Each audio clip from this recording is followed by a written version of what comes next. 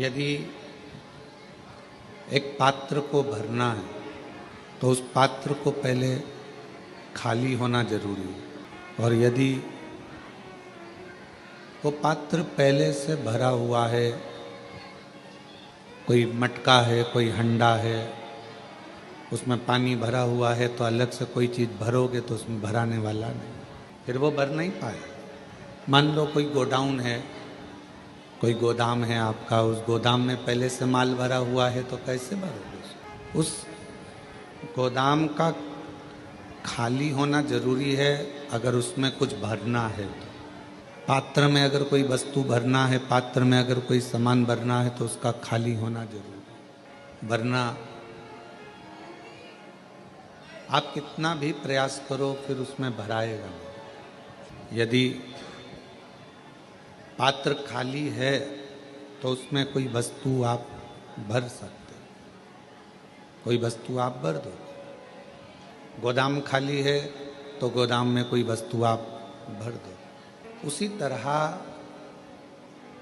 शिव महापुराण की कथा कहती है कि इस मन को अहंकार से खाली करो, इस मन को तृष्णा से, आसक्ति से, वासना से थोड़ा खाली करो। और जब ये मन आसक्ति से, वासना से, लोभ से, तृष्णा से, काम से खाली रहेगा तो ये निश्चित है कि इसमें शिव महापुराण की कथा जल्दी भरा जाएगी, अंदर उतर जाएगी। और मान लो खाली ही नहीं है, आपने प्रयास करा कि इसमें मैं कथा को सुनने के लिए बैठा हूँ, मैं कथा को श्रवण कर रहा हूँ, मैं कथा को सुन रहा हूँ, कथा सुनने के लिए मैं बैठा हुआ हूँ। और यदि मैं कथा श्रवण करने के लिए बैठा हूँ तो मेरे को कथा भीतर प्रवेश करे, अंदर आए, तो वो कथा आपके भीतर प्रवेश नहीं करेगी। कथा का प्रवेश कब होगा? जब हम भीतर से खाली हों। कानों में वो आप लोग वो लगा लेते हो हेडफोन, और उसमें कोई ना कोई भजन चल रहा है, कोई ना कोई गाना चल रहा है। अब कोई गाना चल रहा है हेडफोन पर और आप बैठे हो कथा के पंडाल में कि मैं कथा सुनूंगा,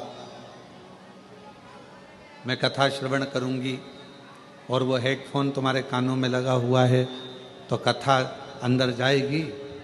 सही से सुन पाओगे? नहीं सुन पाओगे, बहुत कठिन है।